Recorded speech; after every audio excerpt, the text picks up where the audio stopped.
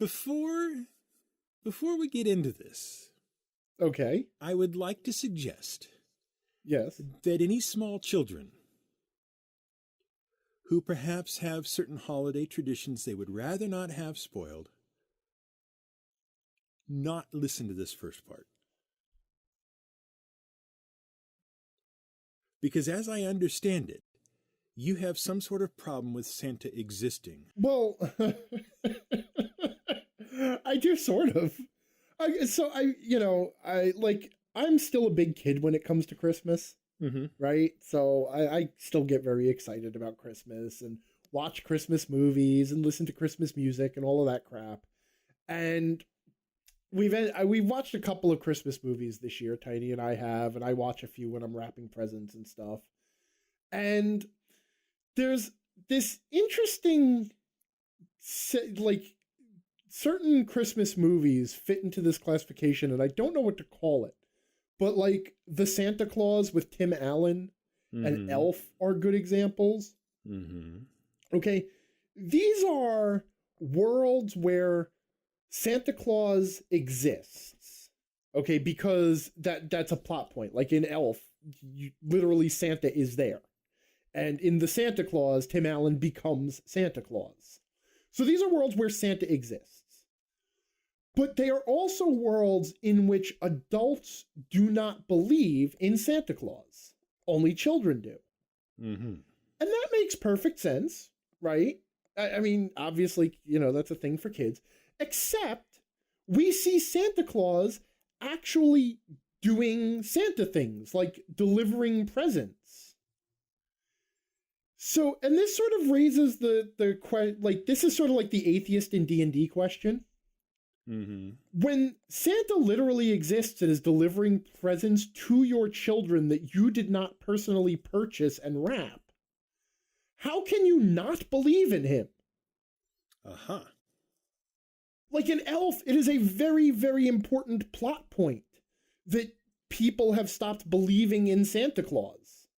And that there is an evil group of park rangers, I believe, who are, not only do they not believe in Santa, but they are also bitter and angry about Santa or something, which now that I think about it, that's like an atheist who is really mad at God. And, I guess it's a militant atheist. It's like Kratos or the people at the beginning of Clash of the Titans, where they are not going to believe in the gods, even if they have to go kill them to make them not exist. Okay. But getting back to my point. Right, because that comparison is just doing my head in right now. Yeah. I warned you this was going to be a weird place. Okay. But do you know what I mean, though? Just like it's a little weird not to believe in Santa. Right. I'm kind of with you. I'm just going to overlook the whole Kratos God of War thing and move on to your next brilliantly illustrated point. Actually, I have no further brilliantly illustrated points. Oh, okay. That is the whole point. It's just when you start to think about these movies, how can anyone not believe in Santa? Like, he's actually doing the miracles he's blamed for. Right. At least Hogfather sort of explains how Santa can both exist in the minds of children and yet not exist and yet still be important in the world. Because essentially, that was what was occurring to me very slowly as you were talking about the Santa Claus, was that setup is kind of the same in its own way as Hogfather. Yes. Hogfather was a little bit more brutal about it. The Santa Claus was a bit more whimsical and had a lot more of Tim Allen mugging. Yeah. Death is not very good at mugging for the camera. No. No, he's not. Something about not having eyebrows. Because it is all in the eyebrows. I mean, ask Jeremy Irons from the D&D movie. It's all about the eyebrows. Jeez. Stop yourself. The only man in history to be upstaged by his own eyebrows.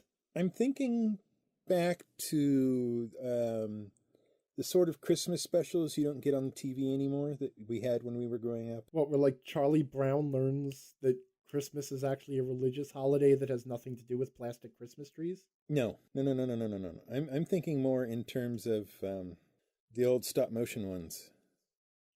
Oh, like Rudolph, Frosty, Santa Claus is coming to town. Yeah. Yeah, those were good ones, man. Uh-huh. They don't make stuff like that anymore. And I'm trying to remember. No, because they got the lumberjack in that one. And the lumberjack can clearly see what's going on. Right. I assume you're talking about Rudolph there. Yeah. I'm just trying to... Wasn't he a prospector? Was he a prospector? Yeah, maybe he was. Yeah, Yukon Cornelius. Yukon Cornelius. Scalawag of the North. There you go. So yes, yes, he's a prospector. There you go. But he was the adult in that one, and I'm trying to think if there were any other adults. I mean, actual adults, and not, demiurges and things like that. It's been so long because since we I've never seen in Rudolph we never really saw Santa out in the world. And Yukon Cornelius, he's an unreliable person about what people believe in anyway, because he had frequent encounters with the abominable snowman.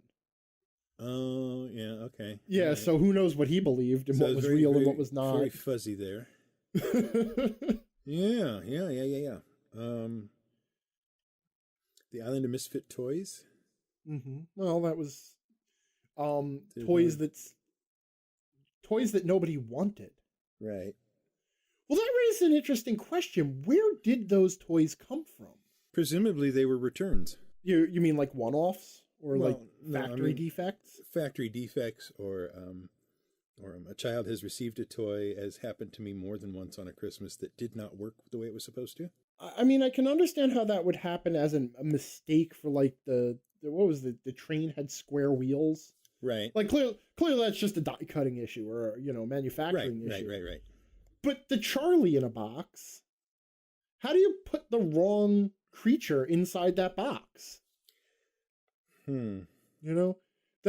That's sort of a manufacturing level screw up on the order that gave us Oops All Berries, instead of the like Captain Crunch berries, which I never found that whimsical. I found the lack of quality control on Crunchberry Island disturbing. Yes, it's great that I ended up with a cereal that's all candy, but who's to say what's going to be in that next box?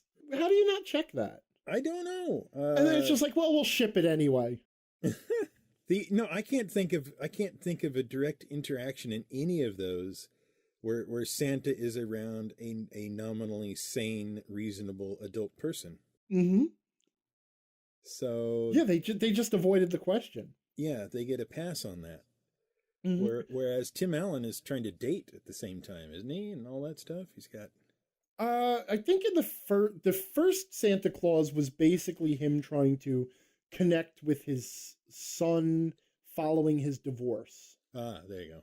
Yeah, I think the second one was the focus on dating, because in addition to the Santa Claus, there was another bit of legal small print known as the Mrs. Claus, in which there must be a Mrs. Claus, so Tim Allen had to go get married, or else Santa would cease to exist?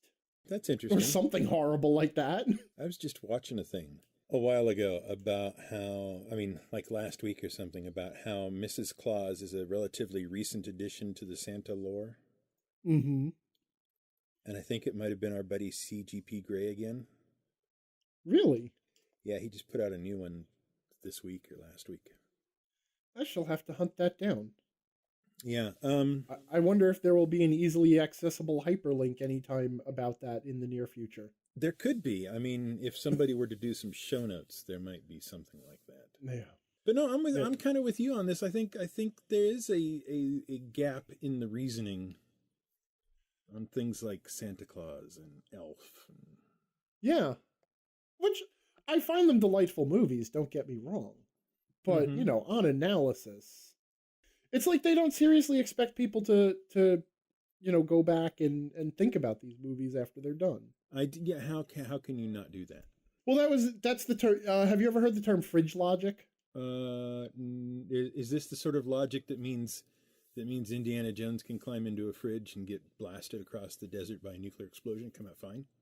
No. No, that's nuking the fridge. Oh, you're not so good on your TV tropes game here. Sam. No, I know, it's terrible. I can't remember the director who coined the phrase, but what he said was fridge logic is when your watching a movie and you're perfectly fine with it and everything seems okay. But then when you go to the fridge for a soda, all of a sudden it hits you that something doesn't make sense. Oh, okay. It's that sort of thing that hits you later. He called that fridge logic. Sure. You know, and then of course, like every good quote, TV tropes took it and then ran with it, and made it like 17,000 different ridiculous tropes, like fridge horror, which is where everything seems perfectly normal only until after you're done watching the movie, and then you think about it, it suddenly hits you how horrific the actual events would be, like the Endor Holocaust. Oh, right.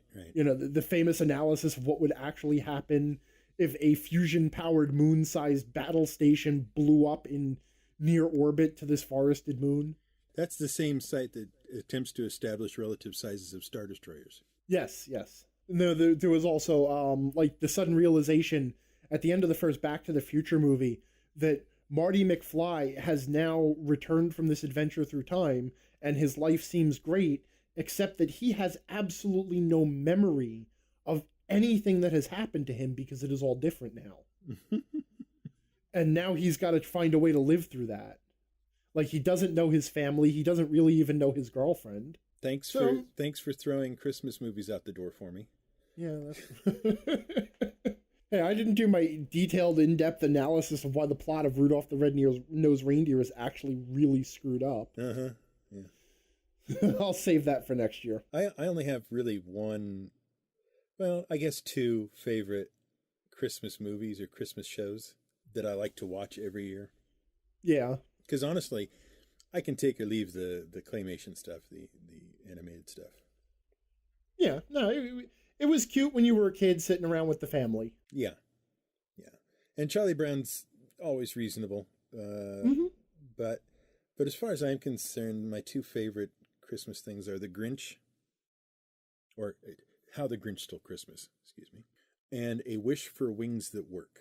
The Bloom County special? The Bloom County special. You are the only person I have ever met other than myself and my father who remember it. Oh, I know. But I like it. I even have the book. There was a book. Oh, yeah, I guess that makes sense, doesn't it? Yes, it does. But those two are my favorite because I identify so much with the Grinch. Why am I not surprised? And then I also identify so much with Opus. So, you know, there you go. I came home the other day from work. I was working at the library.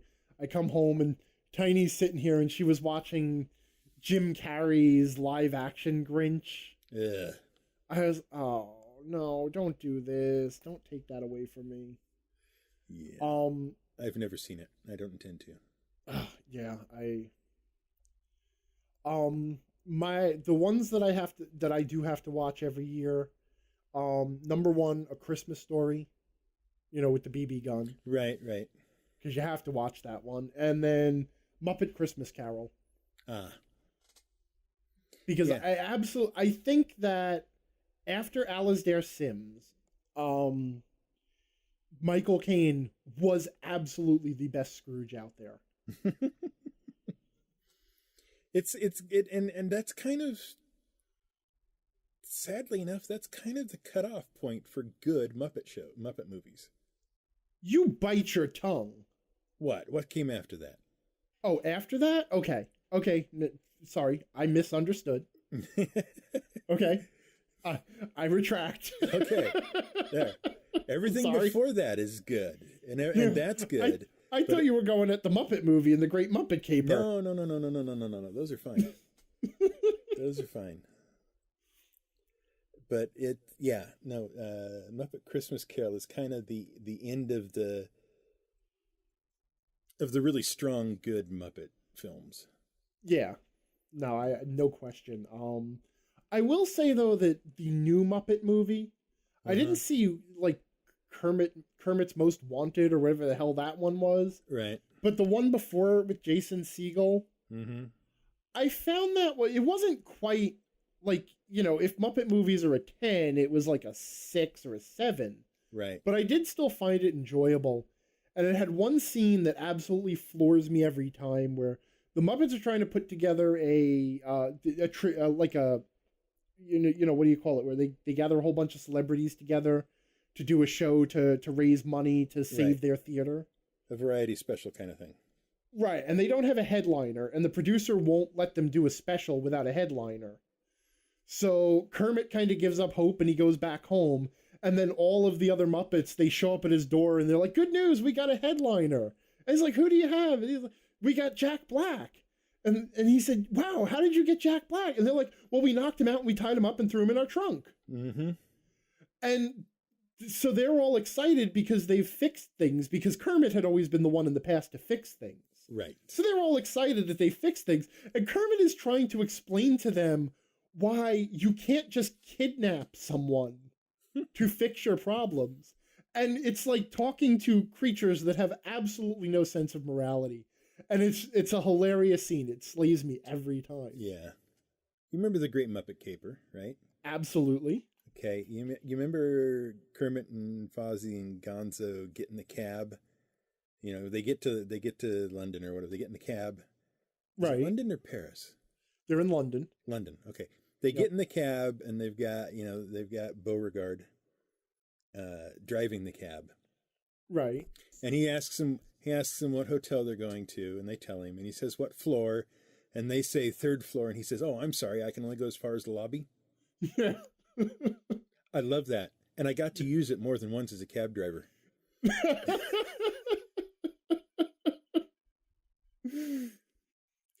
Oh man, now I have to sit and watch Great Muppet Caper again. Yeah.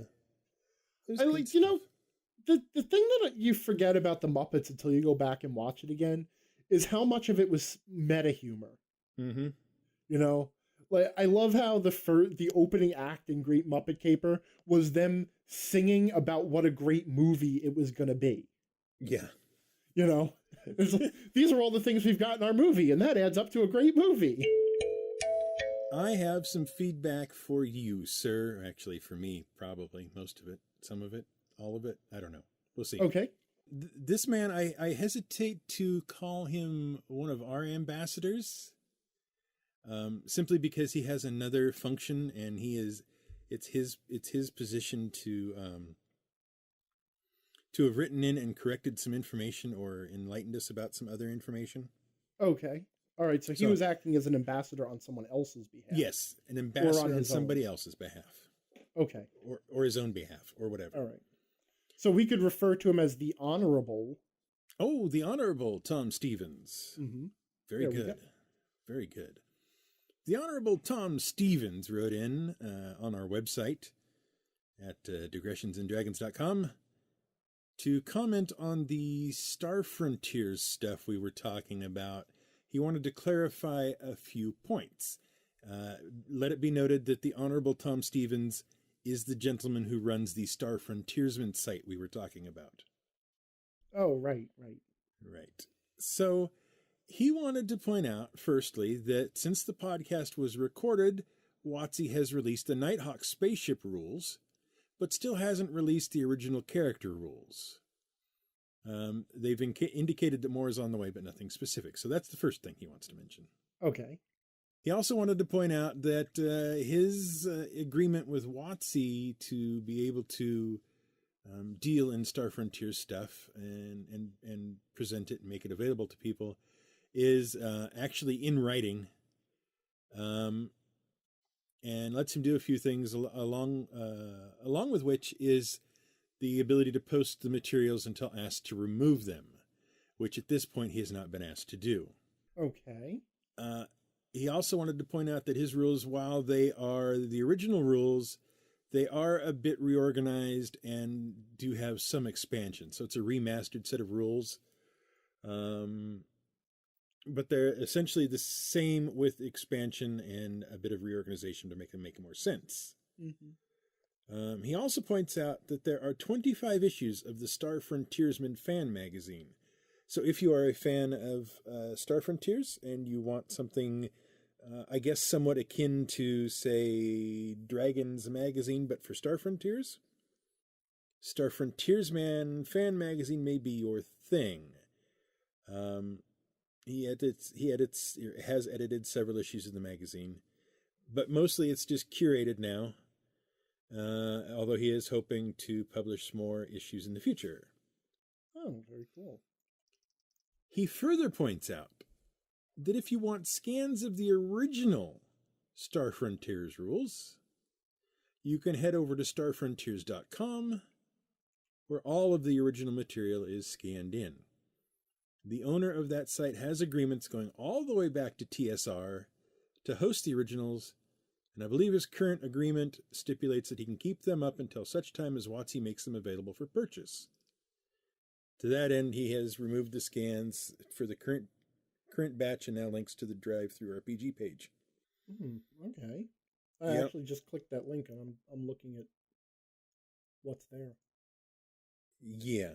There's this is quite the informative post. So he goes on to say yes. He also points out that he owns and edits another active Star Frontiers fan magazine called Frontier Explorer that's up to 22 issues, with 23 coming out in January. And you can find that at frontierexplorer.org or on Drive-Thru-RPG. Thank you, the Right Honorable Tom Stevens, for writing in and letting us know all that. Yeah, wow. I had, as I said when we talked about it, I had like no experience with Star Frontiers, and now I'm clicking through the scans on that website and just looking at the basic rules and stuff. And yeah, it's very interesting that the basic Star Frontiers rules, the Alpha Dawn basic game rules, what they're called, is presented in very much the same style as the Menser basic D&D Red Box was. Right down to starting with a or having a little bit of a choose your own adventure style game in there to teach you the basic rules. Yeah. Very cool stuff. I enjoyed back when Star Frontiers came out. It was about the same time I started getting into D&D because a neighbor of ours had bought the D&D stuff, and so we would play with him. He was the DM, and we would play at his house. And after a while, that I thought, well, I want a set of RPG rules that I can run myself. Mm-hmm. So Star Frontiers was my pick. Oh, That's the one I got into, and then never got to actually play it until I was in. So that would have been 4th grade, 5th grade, something like that. I then never got to play Star Frontiers until I was in high school. The reason for that was is that the neighbor was one of those GMs where it's my way or not at all. Oh. Mm-hmm. Yeah. It was great. So if he didn't want to play, then we didn't play, and if he didn't want to play what you were playing, then we didn't play. And he would bend things so that other people would not want to play with you either. Mm-hmm. So there, that's that story. Happy, nice, isn't it? But go to starfrontiers.com and Star Frontiersman and check out all the magazines and all that stuff. If you would like to experience what a space RPG was like, what a sci-fi RPG was like back in the early-ish days of D&D. Mm-hmm.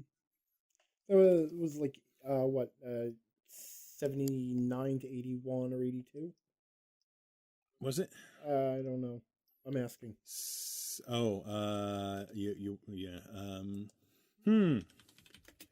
Let me see. Yeah, could think about it there. Do you remember? let me go to the source of all knowledge. Your brain? My brain, yeah. 1982. Okay. Exciting, I know. But yeah, check him out. Okay, moving on. Ambassador Bill says, many of us RPG players are also tabletop wargamers. Are either of you gents into that? And if so, what systems and scales? Yeah, you forgot the parenthetical there. Oh, no judgment, mere curiosity. Just so that we know that we're not on trial here. There's no disparagement for being a filthy wargamer. Correct. So are you, sir, a filthy wargamer? how are we defining war game? That was actually going to be my question, which is why I didn't answer first. Is it a game in which war occurs, or do we mean table miniatures, pallets of miniatures, and abstruse rules for moving said miniatures around the board and attacking other miniatures, and maybe assembling miniatures and painting miniatures? Is that what we mean by war game? I believe that is probably what Ambassador Bill is implying. Right. In which case that I would have to categorically say no. Uh-huh. But and I would categorically have to say maybe. Mm-hmm. My other favorite game that I never ever get to play is also a sci-fi game. It's called Starfleet Battles. Oh, did you get into that? I did, sort of. I didn't know I was into it at the time until much later. Junior high, over lunch, a guy comes up, says, "Hey, I got this game with like the Starship Enterprise and all sorts of Klingons and blah, blah, blah, blah, blah, and it plays on this big gridded map and, et cetera, et cetera, et cetera. You guys want to play?" And I said foolishly, yes. And then that was how I spent lunches for the remainder of the school year.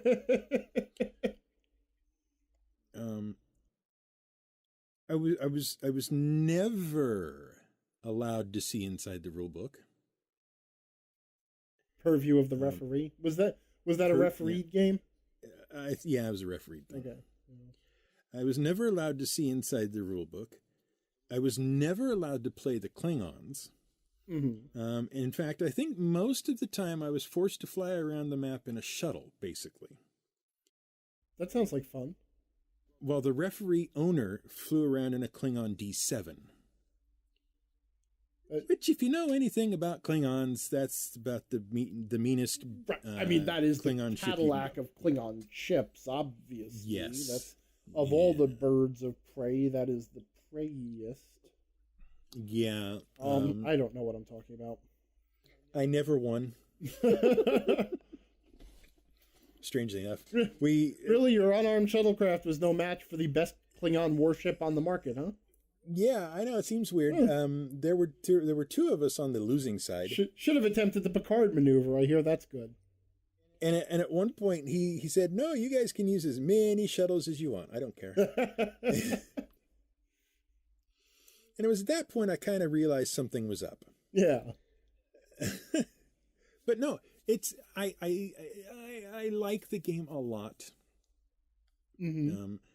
I played it in junior high. I managed to play it a couple of times with my friend Andy a few years ago. And still really enjoyed it. And I enjoy it because it's fiddly. Mm-hmm. Each turn starts with, allocating power to various systems in the ship, ordering maneuvers, executing those maneuvers and shooting and then trying to figure out what happened and why everybody missed. Mm-hmm. That kind of stuff. But it was a lot of fun. There's lots of little boxes to fill in for armor and hull points and all kinds of stuff. That actually does sound really cool. Destroyed. It is really cool. It's also really rather expensive to get into entirely. It's been going for a number of years, obviously, if I can remember it in junior high and can still talk about having played it a few years ago. Right. Amarillo Design Bureau. Okay. And the interesting thing is, they have the license for the ships from Paramount because they bought them at a time when the Star Trek property was worth virtually nothing. Like, there hadn't been any movies yet. There hadn't been any new series yet. None of that stuff. They bought the license then and apparently have it into perpetuity. Oh, wow. And got it for about $0, almost. But it's only for the ships. Which means there is an entire, basically, splinter universe that is just the Starfleet Battles universe.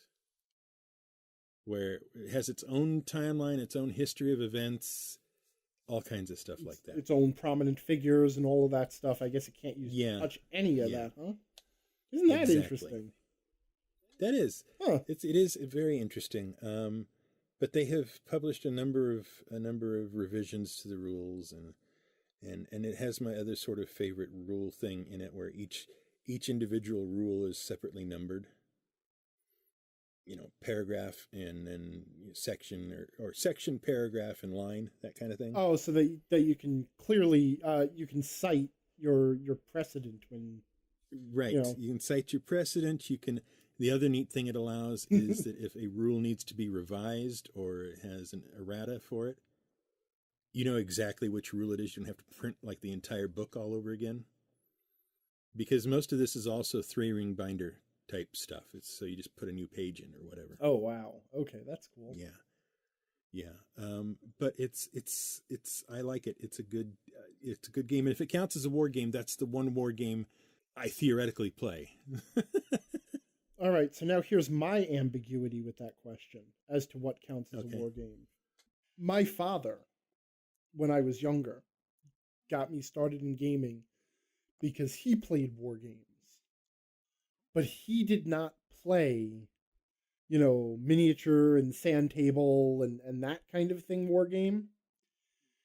He played the war games that were played out on hexagonal boards with cardboard chips that were all marked with all the military standard symbols, like, this was infantry and artillery, mostly World War II stuff. That was his jam. But it played a couple of other things too. And, and like each little cardboard chip had this symbol on it, this little rectangular symbol with stuff on it, which was this, I think they used the NATO standard for military units. Yeah. For marking them on like tactical maps. And then they were marked with different, like movement and offense and defense values.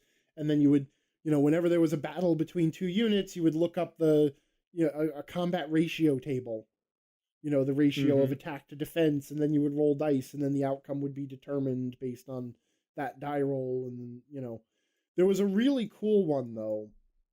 Long before it was a movie, Starship Troopers had been turned into this tabletop, like board game, war game like that. And it was a really, really well done one. It was one of my favorites and also one of my dad's favorites, and we played the hell out of that. It actually had a number of different campaigns in it because it was based on the book. So the first couple of campaigns were Terran skirmishes against the Skinnies, which were a humanoid race that had been enslaved by the Arachnids. And basically the Terrans were the humans were trying to get them to revolt. And then the remaining campaigns were the Arachnids versus the humans. And it was asynchronous play. If you were the human player, you got a control sheet and you could, for all of the different units in your battalion, regiment, squad. I don't remember this stuff. But anyway, so you could assign different types of units and equipment.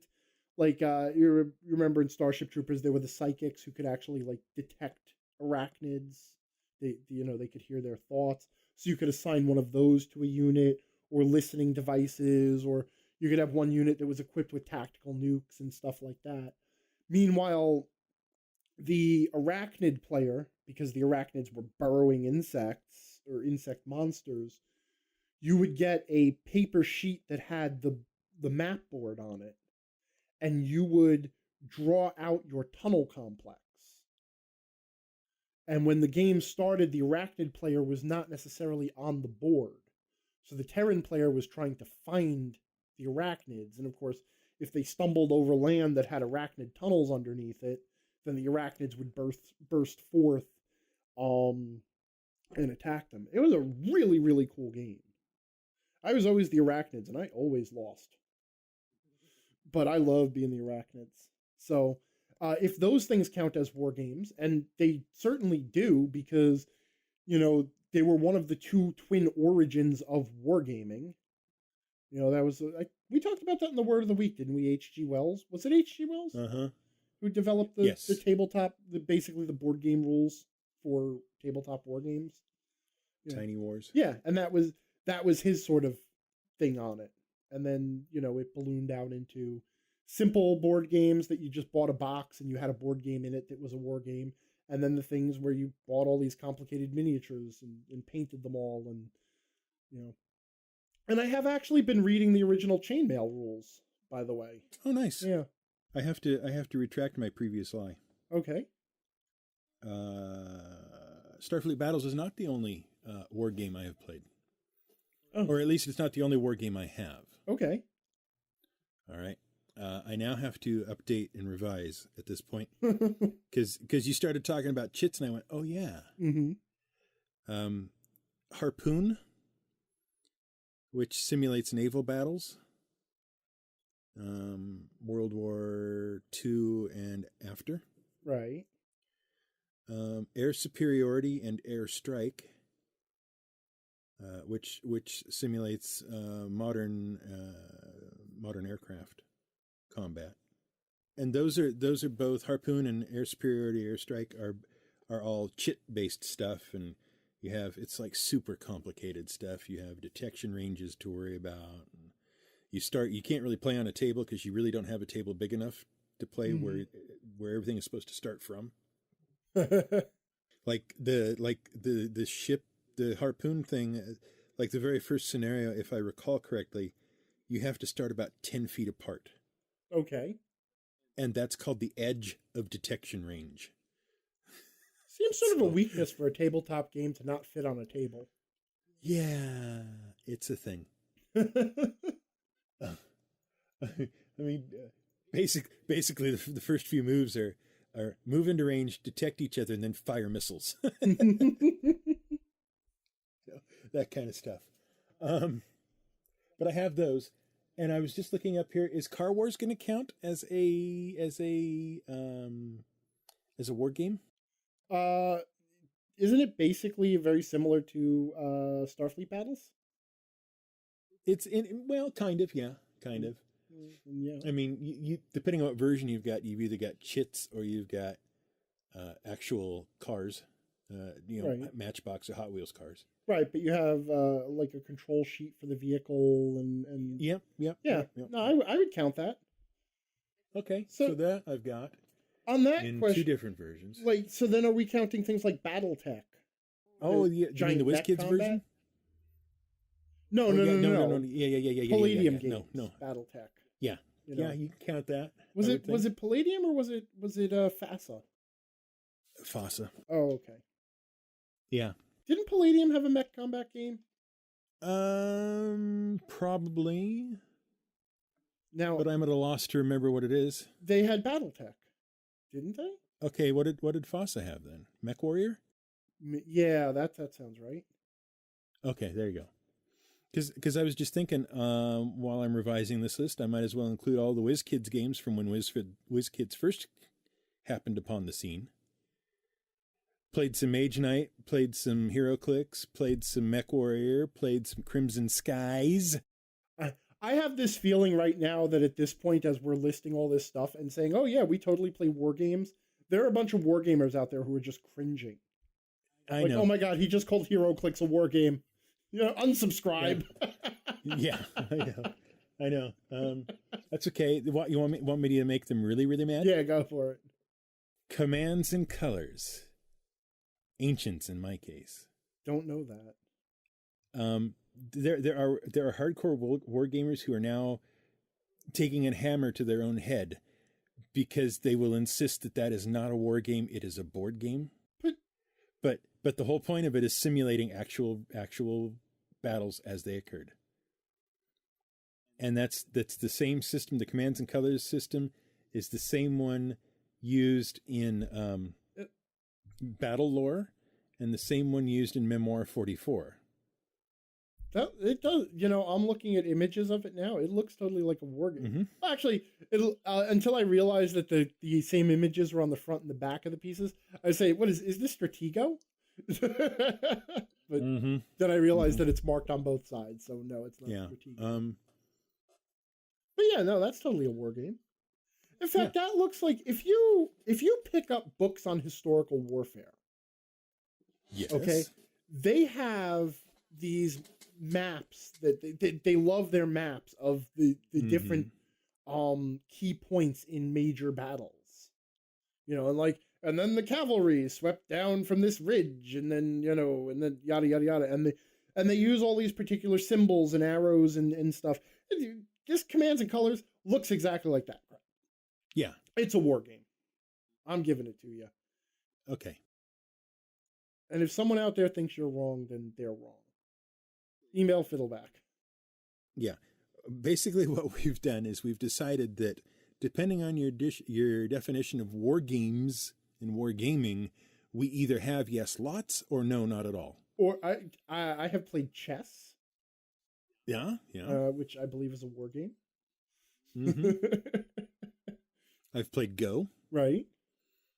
I think we're just digging ourselves a bigger hole. Yeah, at this point. But okay, so now Bill, or Ambassador Bill, forgive me, Ambassador Bill and everybody else, you now have all of the information you need to determine for yourselves whether we are, in fact, into that. Mm-hmm. That's the best we can do. There you go. Take it or leave it. I'm sure somebody will write in to tell us whether we are or not. I expect we're going to get contradictory answers. Yeah, no kidding. Right, I did actually get a piece of feedback, which is, it's not unprecedented. It is precedented because that has happened before, just that one time, and it was tiny. But I received an angry private message. Oh, wait, no. Yeah, try again. That's the note in the parentheses that tells us where the message came from. Yeah, okay. I received a private message from Ambassador Monstrum, who asks, how did you, which is me, and Fiddleback, which is you, get to know each other, whether through RPG, blogging, or whatever, and whether you've GM'd to each other or played together at a table? Yeah, so, how did we get to know each other? Okay. Once upon a time, long, long ago. Are we going to play Baron Munchausen here, by the way? In a Twitterverse far, far away. You know how occasionally Twitter likes to recommend people to follow, usually rather stupidly? Yes. Like you wouldn't actually follow these people even if you wanted to follow these people. You would swiftly give it up. Well, in one of those kind of lists, way back in the early days, and by early days I mean 4 years ago, 5 years ago now. Mm-hmm. That seems Something about like that. right. Anyway, back in those early days, the name The Angry GM came up in a list of people that Twitter thought I should follow. And because I was feeling overly generous and compassionate of spirit on that day, I looked into the list of people it was asking me to follow. And I saw your stuff on Twitter, and it was, your usual routine. Okay. And I thought, well, this looks fairly interesting, because I'd only bothered to read like the first 2 or 3 messages that you had sent out. Mm-hmm. Or the most recent 2 or 3. Right. Not being fully aware of the entire angry shtick at the time, I decided to follow you. If I remember right, at the time, you had somewhat less than 5,000 followers. Okay. So that may also have been incentive. On the grounds that anybody with that many followers must have something to say. Yeah, and then you found out the truth. Yeah. And so I watched for a day or so, and then you asked a question.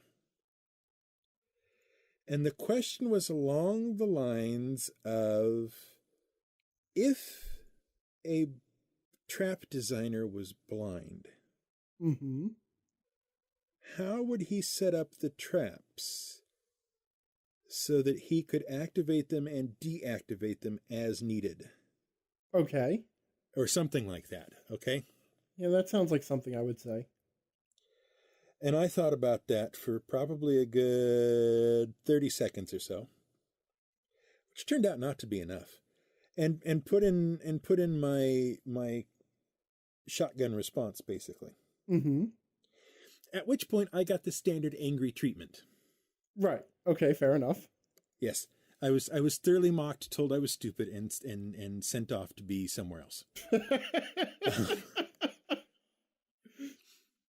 And as may come as something of a surprise to you, that pissed me off.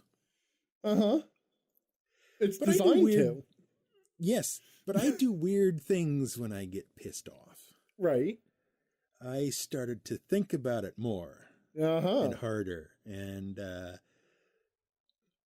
thought I'm gonna figure out an answer for this that works and is acceptable. Anyway, so I started working on it, and of course during that time I'm watching it, and I'm beginning to realize that, oh, this is how he operates. Okay, this guy is clearly a jerk. And then I watched some more and realized that no, he's not a jerk. He's not a jerk. He is making people think by making them upset and angry. Mm-hmm. He's challenging them to really think about answers and how they respond, and actually answer the questions that are being put to them. You know, you had I have to interrupt here because of a conversation we had once upon a time. You had the same journey your mother did when confronted with me. Yes. Yes. Exactly. So at that point, I wasn't about to just let it go. Mm-hmm. And I started paying attention to what you were doing, found your website, read through some of that stuff that was on there, and then started just every once in a while, like maybe once or twice a week, hitting you with a question or commenting upon something you had written or whatever. Mm-hmm. And it's been pretty much downhill since then. Yeah. And now here we are. Yeah. See, it's funny because I had not heard this story. This is the first I'm hearing of it. And I actually feel almost like a jerk because I'm having one of those, but for me it was a Tuesday moments. Uh-huh. Yeah. You know? It's like, yeah. It was absolutely made no difference to you whatsoever. Well, no, it's like, to be honest, I have made a lot of really good friends online. A lot of people that I really have come to value as friends, and almost all of them, up to and including Tiny, basically started the same way. Mm-hmm. They saw me on Twitter, they responded to me, I was a jerk, but they wouldn't give up. Right. Yeah. Which, if you want to... I don't recommend that approach for everybody. No, it does not work for everybody. And I'll tell you honestly, to some extent, it is calculated. Mm-hmm. Because I don't want to talk to everybody. I want to talk to the people who are worth talking to. Yeah. And no, it's a great way to filter people out. Yeah.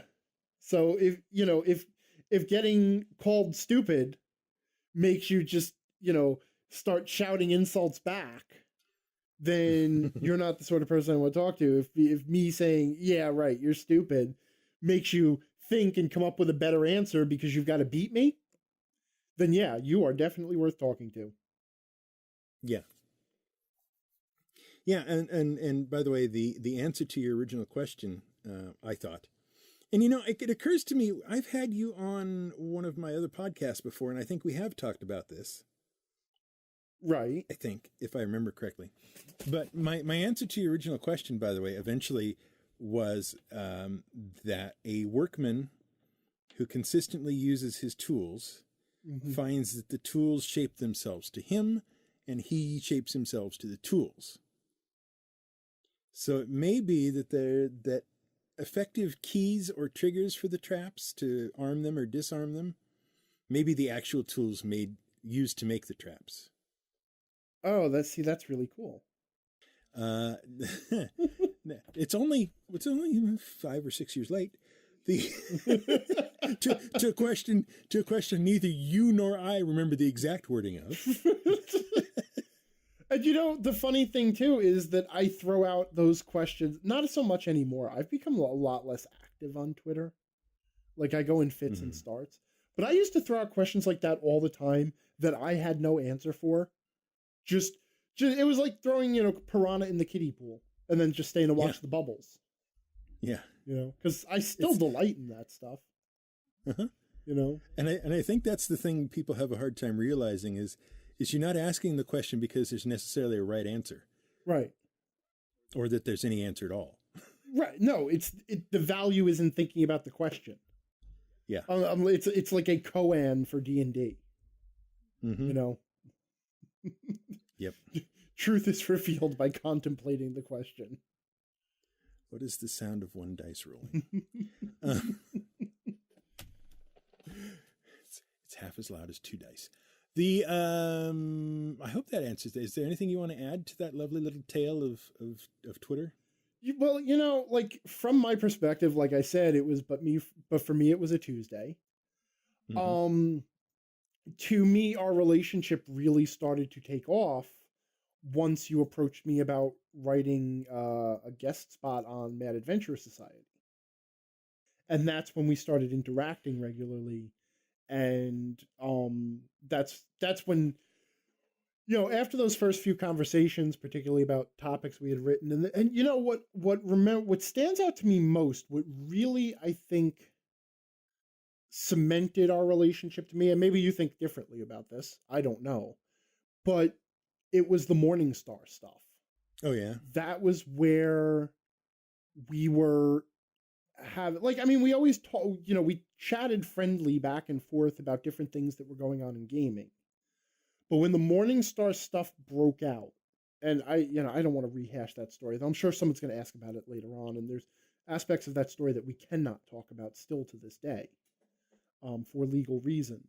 But when that all kind of hit the fan, and we were talking back and forth about how to handle it and collating information and stuff, that was the moment where we started working as a team, which helped out a lot later when the incident with the Adventurers League hit. Mm-hmm. And it was those sorts of moments that really cemented in me that you were not just another friendly person to chat with online, or even someone who just wanted my articles on their website. That there was both a partnership there and also sort of a similarity of mindset and a similarity of integrity, which is very important to me. Yeah. Like I can be friends with anybody no matter what they believe, but I would really never consider working strongly with anyone the way we do unless I felt that they had a similar sense of integrity that I did. So, and it was sort of those moments that cemented it.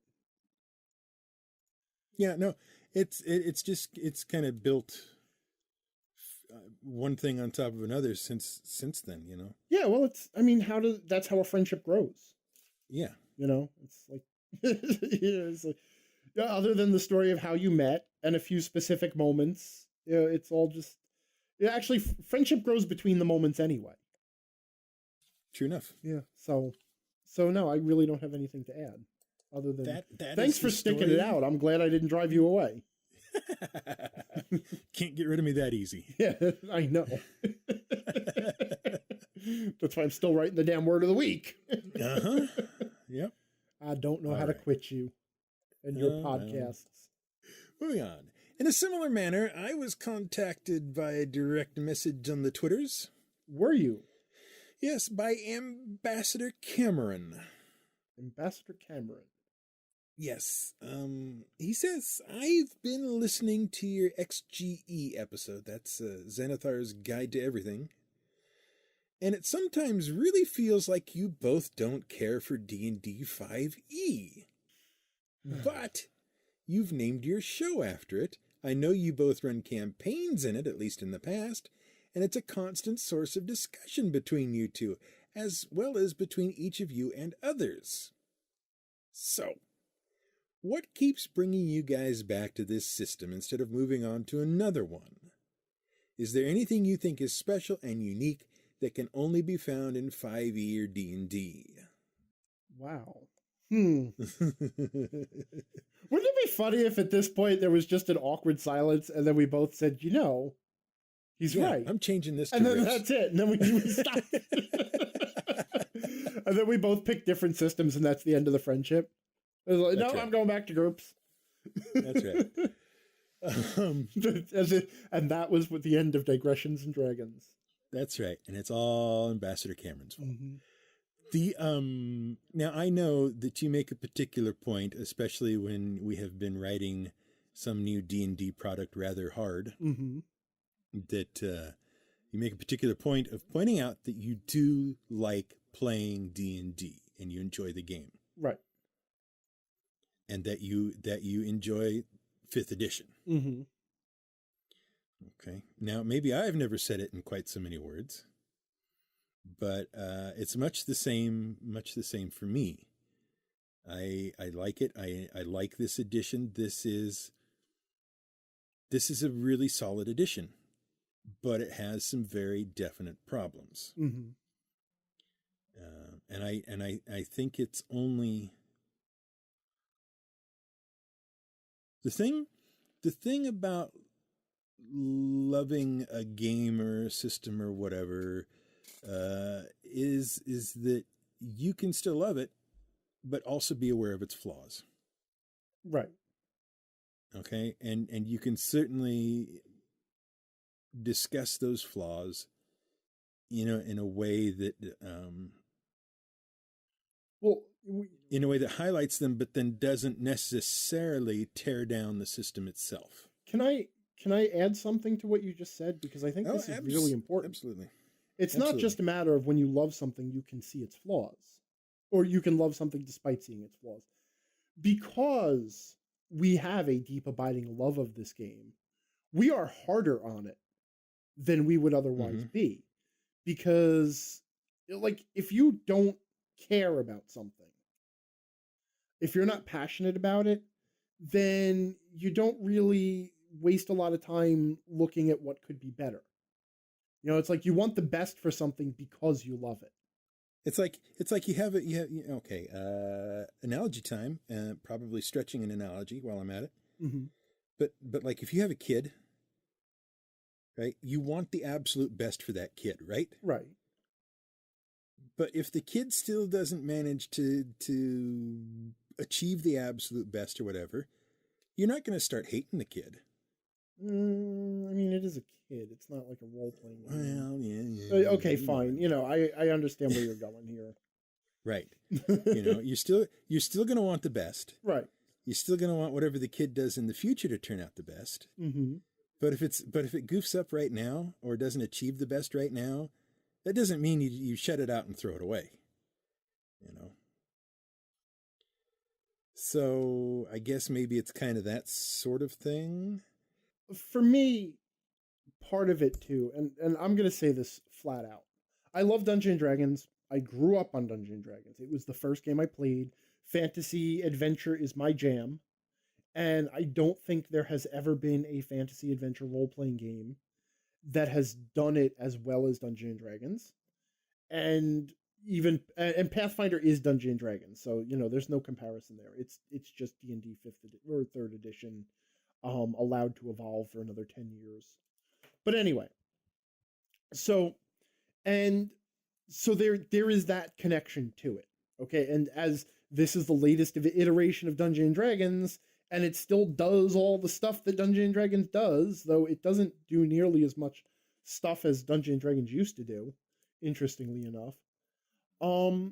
But I'm going to say flat out, even though I love it, 5th edition is the most disappointed I have been in an edition of Dungeons & Dragons. Okay, of all the editions, I think it does the least interesting, innovative new things. I don't think it... I really do see it as a step backwards toward trying to capture something, some bit of magic that previous editions of D&D had kept, or trying to capture all the magic that all the previous editions of D&D had captured, all under one book. And as fine as I think D&D 5th edition is, and as playable as I think it is, I really think that was a bad design choice. I think from a game, like, I have two different sides of me. I have the side of me that just wants to sit and play a fun game, and D&D 5th edition is the current version of the fun game, and being the current version means it's the easiest one to play and find players and find material for, or just to create material for, and that's fine. But I also have the side of me that is a game designer and delights at game design. And that side of me looks at 5th edition and is like, yeah, but like what's there? What is it doing that was brave or innovative or new, or that some other system hadn't done? And everything that people point to was like advantage, disadvantage. Fine, a fantastic new way of calculating bonuses, which all it did was actually reduce the amount of mechanical space there was for modifiers. And if it had replaced all numerical modifiers, that would be something, but it didn't. So now you have numerical modifiers on top of, also here's this advantage thing, which a lot of people get, oh, advantage and disadvantage are such wonderful things to use. And I get, they're okay. But they are not like, let us take everything that was in D&D and boil it down to one single mechanic.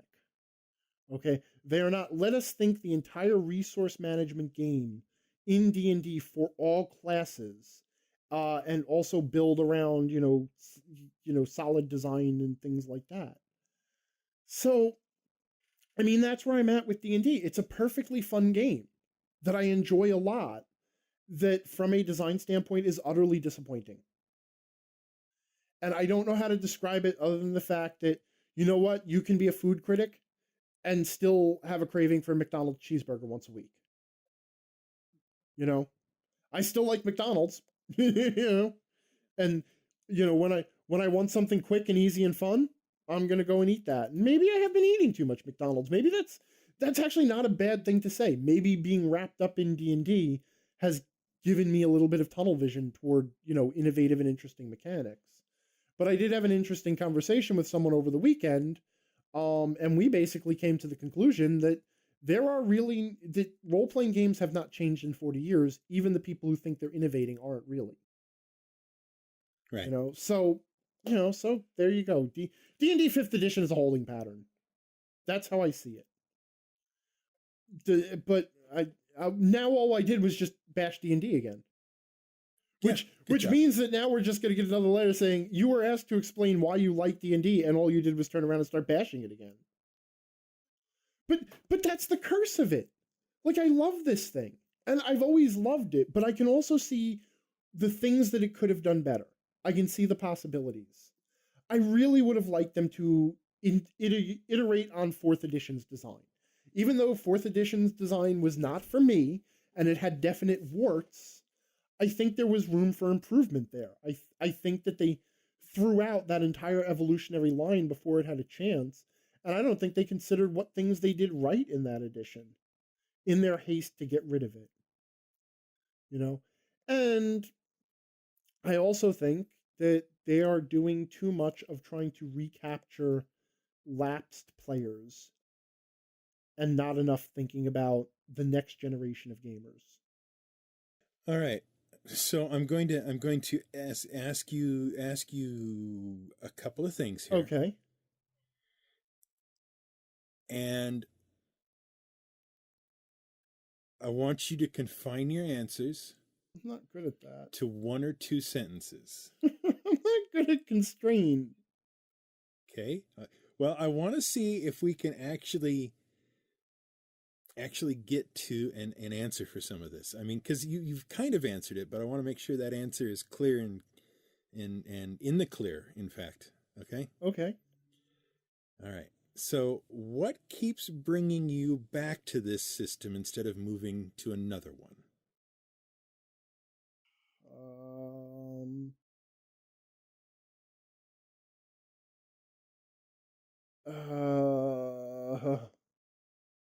Simplicity and familiarity. Simplicity and familiarity. Yeah. Okay. I mean, if I'm honest, that's the answer. Okay.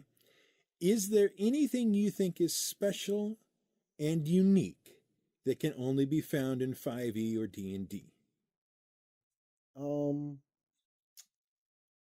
No, not really. If I'm Okay. honest.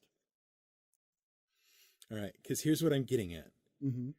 I think what some of the problem is, or maybe not some of the problem, but what some of the reason is inertia. Mm-hmm. Okay? You and I have both been playing D&D in one form or another for so long that it is, as you were saying, familiar and simple enough to teach and simple enough to play. Yeah, it's like that pair of jeans you have that fits. Right. You know, the comfortable pair that is ratty and old, and you know that it's a ratty old pair that should be thrown out, but it's so comfortable. Mm-hmm. Yeah. Because one of the things that happens to me when I look at a potentially new system to play or whatever, Yeah. is the first question is in my head always, who can I get to play this with me? Uh-huh. And oftentimes the answer is, and the reason I don't pick up something new is no one. Right. Okay? I mean, I love reading rule books just as much as the next guy. Right. You know, kind of digging into them, seeing what the game is all about and how they're doing different things. That's great. Mm-hmm. But I can't afford to spend the money on a system I'm never actually going to play anymore. Right. I used to be able to do that. Mm-hmm. You know, when I was delivering pizzas and getting tips and that kind of stuff, that was easy enough to do. Right. But now that's not so easy and doesn't make so much sense anymore. Yeah. You know? I mean, and even though I could technically afford to do that, it just does not make sense. You know? Right. It's I don't cute when wanna... you're young and don't have other responsibilities, but there's a certain Right. point where spending all your money on toys is not a good idea anymore.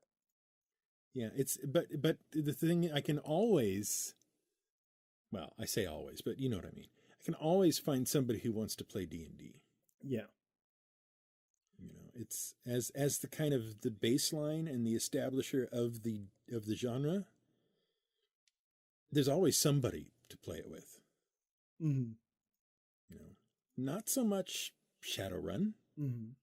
because you have to convince people to play Shadowrun, right? You know, or you have to convince people to play Star Wars. Yeah, and anybody who's played Shadowrun is very difficult to convince to play it again. You know, but don't write to me. I like Shadowrun. Yeah, if you're dealing with something not D&D, then there's the effort of trying to convince people to actually play it. Okay, and some things I look at and I know I'm not going to talk anybody into playing. Right. I mean, you've been going through that little emotional roller coaster with Hackmaster. Yeah. Mm-hmm. Yeah, I'll never have talk anybody into playing that. Yeah. And I convinced a group of players to play Hackmaster. I got like 3 sessions out of them. Mm-hmm. Yeah, it's so really the major reason, I think, beyond just liking the system, beyond just being, you know, liking the brand, I guess, mm-hmm. is inertia and the familiarity is what keeps us, you know, keeps bringing us back to it. Because I ducked out of D&D entirely on 4th edition. Right, it was like I didn't even want to see it. Because we'd played, I'd bought the core set and when we tried to play a few games and whatnot, and it was just like, no, thank you. This is not the game I want to play. And so 4th edition, I just ignored all of it. Right? but as soon as they went 5th edition, I came back to it. Mm-hmm. You know? Yeah. Because I've written that article that says, D&D needs to die. Okay? With the idea that it just needs to come off the market for a while. Right.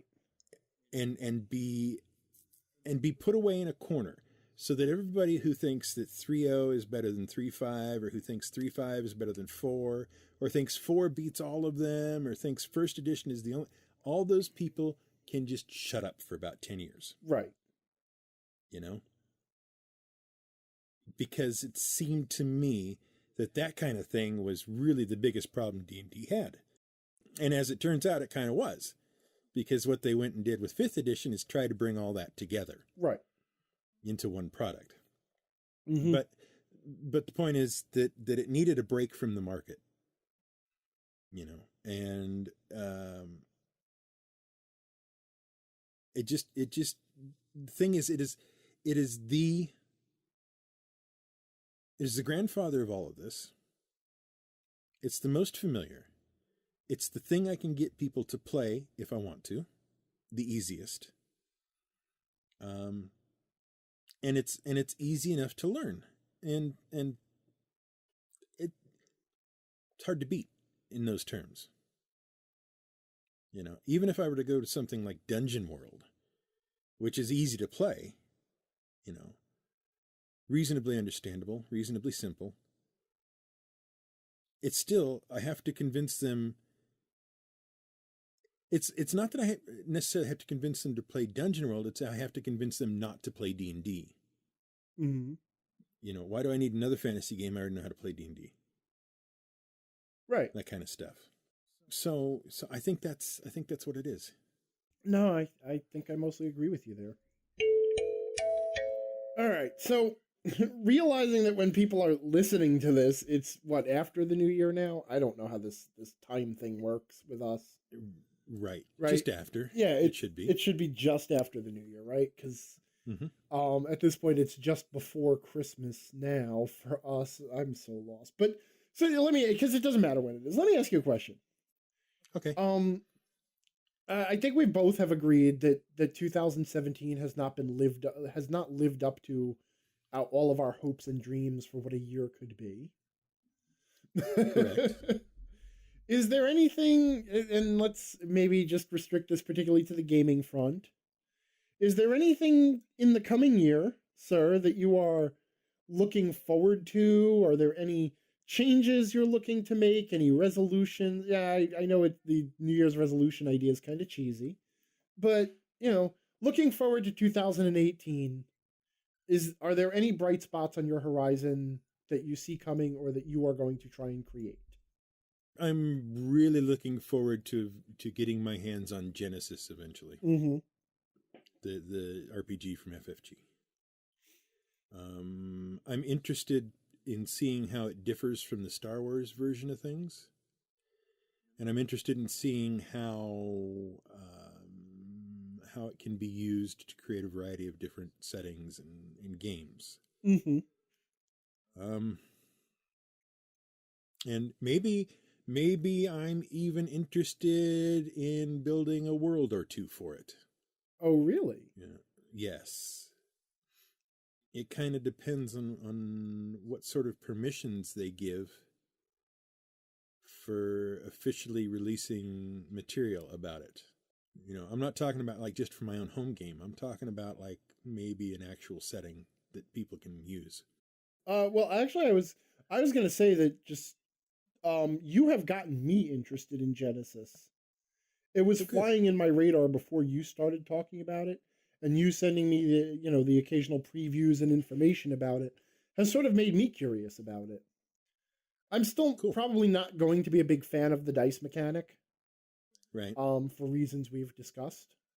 Mm-hmm. But I am really interested to see how it does things. Yeah, and I'm also looking forward to seeing what official supplements and settings come out for it. I know we've mentioned a few before, particularly the RuneScape one. The Tyranoth, I think, is the world that RuneScape happens in, and they've already said they're doing that. That sounds right. Yeah. Yeah, that will be interesting. Is it Tyranoth? No, Tyranoth is that Tiernoth is a movie. Is it not? I don't know. Whatever the RuneScape setting is. Starts with a T, I know that. RuneScape, we are talking about the MMORPG, right? No. We're talking about the FFG board game, the RuneScape. There's a whole bunch of them. Oh, God, okay. That are set in that same world. In fact, I think even the battle lore setting is in that same world, but I'm not guaranteeing that. So wait, is RuneScape the RPG or the MMORPG? Is that in the same world as RuneScape the RuneScaping? No. Oh. No, it's not. Oh, all right. Then I'm less excited about it now. Okay. Anyway, I mean, they're also going to do some Netrunner stuff for it, and I'm sure one or two other things. Which I'm curious. That I'm curious about, because you Netrunner, as not a card game, is basically just every cyberpunk role-playing game ever. Right, essentially. It's you're basically going back to Gibson's Neuromancer and all that stuff. Right. It's Shadowrun without the elves. I have a pretty strong suspicion, with I think some reasonable evidence behind it, to be willing to anticipate a Fallout setting for Genesis. That I would also be interested in. Yeah. I like the older Fallout games. I don't care so much for, I guess, Bethesda's take on them. Right. But then Bethesda is really good at building worlds that could have interesting games in them, but don't. So here's a whole bunch of stuff to do and a lot of walking between it. And when you get bored of the walking, there's a fast travel system. In terms of personal projects, I have a number that are being worked on. I would love to see any one of them come to fruition in the next year. Particularly the transit RPG. I would like to see that out and available to people by the end of the year. I'm eagerly awaiting a beta myself, sir. So yeah, I'm working on it. I'm working on it. There's a couple of other projects that are being tinkered with that I'm not prepared to discuss in full yet. But I would also like to see them get finished up in this coming year. Well, here's hoping. And per a suggestion you made to me earlier, which I'd already kind of been thinking about, I would like to get some adventures out there for people to run in. See, that would be really cool. But that's all very speculative right at the moment. So I backed a couple of Kickstarters this last year. Oh, okay. City of Mist is a Powered by the Apocalypse Norse superhero kind of game. Hardback is a sequel to another game that has been out for a couple of years now, but it's basically a word game that is supposed to come out this year, or finally be released this year, or next, the year this is airing in. Right. Because all that gets confusing. See, I'm not the only one. No, you're not the only one. Those are a couple of things coming up. I'm not really aware of much else right at the moment that is likely to tickle my fancy. But by the same token, you never know what's coming exactly. So it could be anything. Yeah. Yeah, that's the exciting and terrifying thing about the future, is it could be anything. I think there's probably a Kickstarter coming up in February I'm going to be really interested in. A little birdie told me something. So, or maybe it was April. Was it April? It was April. That's right. It was April. If it's the same bird that was talking to me, then it was April. Ah, yeah. Okay, so it would be the same bird then. Yeah. Which is why I got confused there. Yeah. I'm like, February? That's not what the bird told me. The bird would be very frantic if suddenly the information had changed to February. But yeah, there's something in April coming up that I'm probably going to be really interested in. The Bird's publisher would also be surprised to hear that. I mean, whatever. Yeah. Yeah. Uh-huh. Yeah. So there you go. There you go. That's kind of my list of upcoming things I'm interested in. Yeah. No, that's a good list. And like I said, you have really piqued my curiosity about Genesis.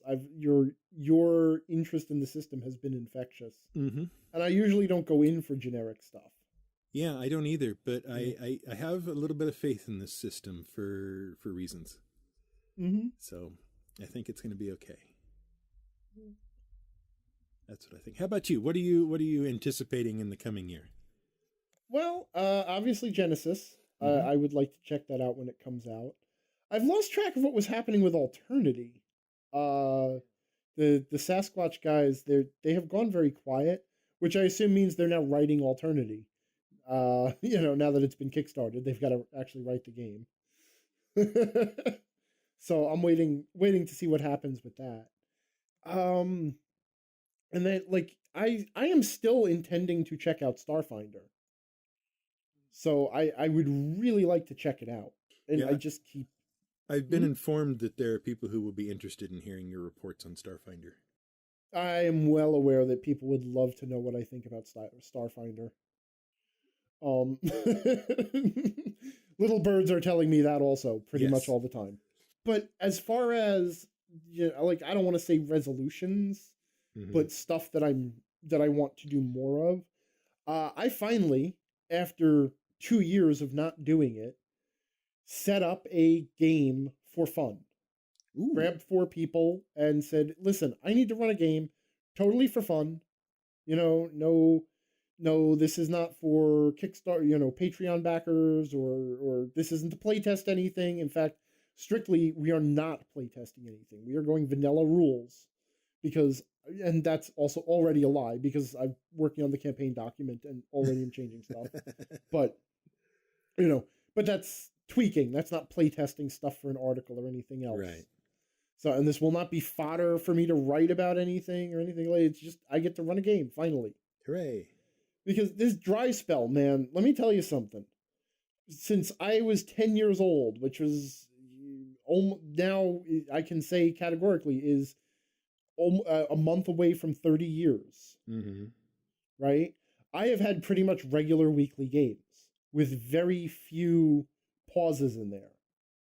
The last 2 years of not running a regular weekly game for a group of people is the longest dry spell I have been through in my life by a factor of 4. And it's killing me. Yeah. So I finally fixed that. It's got to be it's an online game because I do not want to get involved with most of the people around me in Chicago. But I'll take that at this point. At least it's with people I know and sort of have come to like.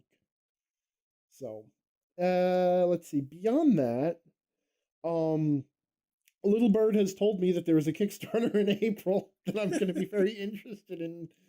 Honestly though, the biggest thing is that the past year has been a series of problems for me. And one of the things that I have already started to do and am almost successful at is getting back on my regular update schedule. That's something that has to happen, and that has to happen in January.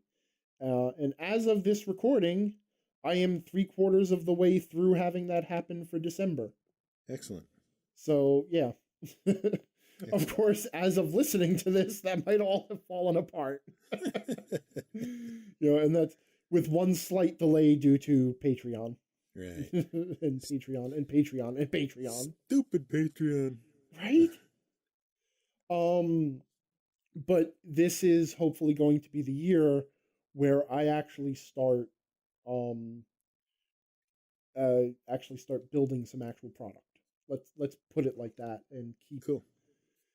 Like you, I have projects, not products. I have projects that I am not yet ready to discuss, but that I will hopefully be ready to discuss in a matter of a few months. Yeah. So, I mean, that's what I'm looking forward to most of all. But mostly I'm just looking forward to starting in January, which I guess is starting now, is just running the game for fun again the way I used to. Yeah. I'm very excited about that.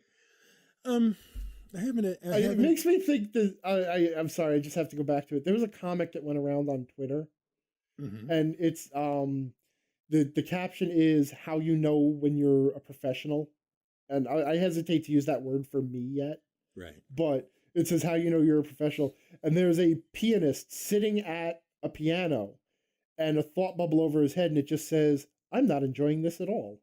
Yeah. Yeah, no kidding. You know, right? Yep. So, no, what I was going to ask you is, I just was sitting here thinking about it, and I wanted to ask you: was there anything you did in 2017 gaming wise that you particularly enjoyed? Oh, yeah. I mean, there has been a lot. I got the online game started for my patrons, which although that is a lot of work and has been a little hairy, I am running a regular ongoing campaign for 25 to 30 people. Well, 25 people right about now. And that has actually been a lot of fun, you know, and I've met a lot of great people through that. And it has had all of the, you know, obviously I could go to specific memories like this happened or that happened, but in general, it has been a blast. And I really love the people who are involved in it. And I really wish I could involve absolutely everyone in it, but you know, you can't run that much. I got to play in that one session, and that was a lot of fun. You ran a really good game. Well, thank you very much. You know, I'm sorry that the scheduling and everything didn't work out and you weren't able to stick with it. But yeah, you know. It's all right. I'll survive. Yeah. And honestly, I will say too, I would like to start running more for fun one shots also as I have time. So, you know, we'll need to talk about that too, especially if we're going to try out some new systems. But, yeah, I think that has been, that was really the biggest gaming memory was that. I mean, Gen Con was a blast. And I get everything that happened at Gen Con, you know, once it got rolling, it was a little tough to get off the ground at Gen Con this year. Yeah. But once it got rolling, it was a lot of fun. Hanging out with you, meeting you, you know, face to face for the first time, doing the live word of the week. You survived that. That was so much fun. Yeah. Oh, I love that. Yeah. Yeah, and I mean those were really the high points of my year. Would be Gen Con and the online group. Yeah, I was thinking about it too, and Gen Con was definitely a highlight. I mean, I got to sign an autograph. Jeez. Right? I still don't understand what's wrong with people, but but I mean, I say that of me because I was also asked to sign an autograph. So. Yeah. Really? Okay. So that was a surprise, and the whole Word of the Week live was a lot of fun to do, and Gen Con itself, the actual convention was fine. I had a good time there. But it really started to be fun once we just gave up on all the stuff of Gen Con and just started sitting with people and playing games. Yeah. Like, hey, let's just go play board games, or hey, let's you ran a Star Wars session, I ran a Kobolds Ate My Baby session. You know, and we should have been doing that all along. Yeah, I said that last time I went too. I said next time I'm just going to run games for people. Yep. And then totally ignored what I said. So, find the dummy. Oh, it's me. But no. But see, the thing that's the other thing is the thing I enjoyed the most about Gen Con. While GM Word of the Week was really fun and it was great meeting you and all that, the most fun I had was running that one session of Star Wars for people. Well, that was a great opportunity there because you had, if I remember correctly, it was a group of people who were curious about about the Star Wars RPG, who had not had the opportunity to play it yet, and were basically looking for you to sell it, sell them on it. Yep. And that's always fun. They were a lot of fun to play with. Lots of crazy things going on there. And that ties into the second thing I really enjoyed this last year. Which was an impromptu last-minute session of D&D over Discord. Oh, really? Yeah, I logged in one afternoon and one guy was saying his regular game had been canceled, and I knew somebody else's day, their plans for the day had been canceled, and I think there was one other person. And I said, "Fine, great. I will play I will run D&D for you guys." And we just within like 3 or 4 hours, I just the starter box, the D&D starter box, I just yanked that and handed out characters, and off we went, and ran through the first cave there in that thing, and we had a blast. We had a good time with it, and cool. I really enjoyed that too. So maybe that's something else I want to do in the coming year more often. Just impromptu games on short notice. Yeah, well, that's a lot of fun because as a GM, that's sort of like that's like a workout. Mm-hmm. That's really where you're challenged is, okay, I've got to throw together something from nothing for people who I didn't even know were going to be here an hour ago or whatever. Right. And I did a few years ago. I guess a lot of years ago because this was 4th edition. I ran an event, an official event at Gen Con called the D&D Delve. And what it was it was basically, from the player side, you sat down at the table, and it was a 1-hour game of D&D that encompassed 2 adventures. You were given a pre-generated character, not 2 adventures, 2 encounters, right? So you were given a pre-generated character, and then you would be taught the rules of the game, and then you would get to play through these 2 encounters that sort of tell a obviously really short story. But if you played multiple sessions, then all of the little 2 encounter things would add up to a story for you, the player. Right. But as a GM, what it amounted to was you were sat at a table for 8 hours. And every hour, a new group of people of varying levels of experience with the game would be sat down at your table, and you had 1 hour to run them through the session, and you had to do it in that hour. You had to give them both of their encounters. You had to teach them whatever they needed to know, no matter how little they knew about the game. And you had to make it fun for them because, part of your job was to sell the game. Mm-hmm. And let me tell you something, that right there, that's like GMing CrossFit. You know what I mean? But it was an awesome experience. But that wasn't this last year. That was a few years ago. So this doesn't count. Forget I said that. Okay. Oh man. Yeah, I'm sure there's other things I'm going to find that will be of interest to me. Mm-hmm. I just don't know what they are yet. Whatever it is, we'll have to do it before the end of the year next year hits, or we're going to be pretty much out of time.